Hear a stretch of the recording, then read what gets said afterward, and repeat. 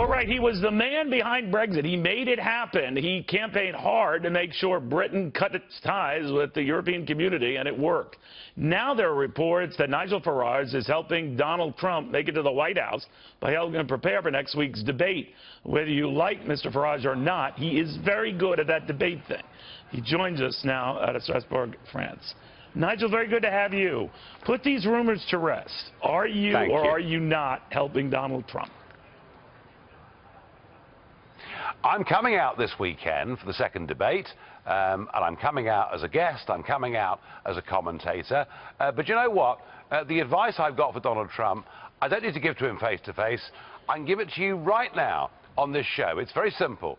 The Clinton team analysed that Trump is a proud man, proud of his achievements, proud of himself, and proud of his family. And that if you attack him on his record, if you try and tear to bits, you know, his business empire and his past, he will defend himself. And my advice to Donald Trump is dead simple. Do not be accused of financial impropriety by the Clintons.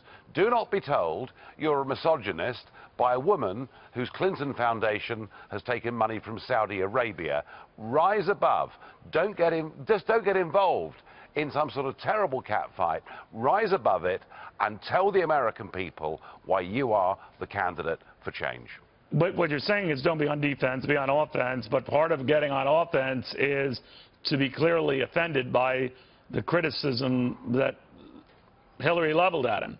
Now, how does he balance that between looking thin-skinned, as some said he did in that first debate, by focusing on every slight when he could have just, you know, sloughed it off and zeroed in on the attack on her, as he did, by the way, in the first 20 or so minutes of that debate?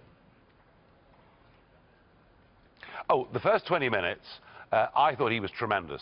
I mean, I was hearing somebody standing to be American president who was talking a language I've not heard since Reagan. He was talking about cutting taxes. He was talking about giving people incentives. He was talking about the American dream, allowing people to get on. He was great in that first section.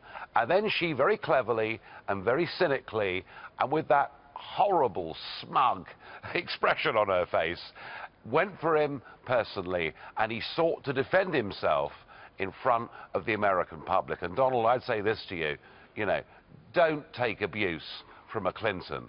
Look at their track record in a whole raft of areas. Forget about her. Ignore the criticisms. Go out there, connect with ordinary people. You've got some messages on tax cutting. You've got some messages on controlling borders and security in an age of terrorism that people really do want to hear. Now, your definition of smug might be confident, but we'll leave that out aside and get your sense of how he responds on this tax thing. She has already pointed out that he bragged about being very smart, not having to pay so much in taxes, if any, if those indications are right. But you argue that he should turn it around and say you're a fine one to be talking about financial propriety. Is that the gist of it? Absolutely. Absolutely. It's so typical of the Hillary hypocrisy, isn't it? She attacks Trump over his tax arrangements, knowing, of course, before the leak, funny how she knew beforehand, isn't it? But attacking him for what is a perfectly legal part of American tax law. You think she had a heads up on those release forms? You think she had a heads up on those release forms? I am absolutely certain of it. And come on, just look at what's happened since she made those claims. But now we know that the Clintons themselves in 2015 registered a capital gains loss, which they can carry over. And OK, there are 2 more noughts on the figure with Trump. He's a bigger financial player than the Clintons. But the fact is that all these things that Hillary accuses Trump of, she is guilty of herself. And I would say to Donald Trump, you know, do not take moralizing lessons from the Clintons on money. Laugh her off. The American public will get it, and explain to them how. You want to help business. You want to help industry. You want to cut taxes. That you actually believe in America and are proud to be patriotic and will make it a safer country. Do those things. Rise above her jibes. Rise above, and I repeat it, her smug expression, and you will win this next debate. No, you do not seem to be a huge fan of Hillary Clinton, but we'll see. Maybe I missed something. But Nigel, bottom line, you are saying whatever advice you're offering, you just offered it right now, that you do not expect to be personally helping him with the debate. Whether I do or whether I don't is irrelevant. I've just told you absolutely from my heart. It's what not I irrelevant to me. Our viewers want to know. A lot of them really like you now. If it turns out one of the best debaters on the planet, and that's coming from people who like you, is he advising Donald Trump?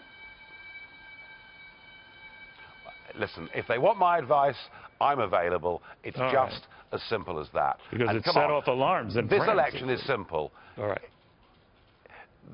Well, all over the place. Sure. But this election is now simple. Do you want things to carry on the same, or do you want change? And Trump represents change. All right. Nigel, always good seeing you. Thank you very, very much. Nigel Farage, the man who made Brexit possible when everyone and every poll seemed to say it wasn't going to happen. And he say, thanks to that gentleman, it did.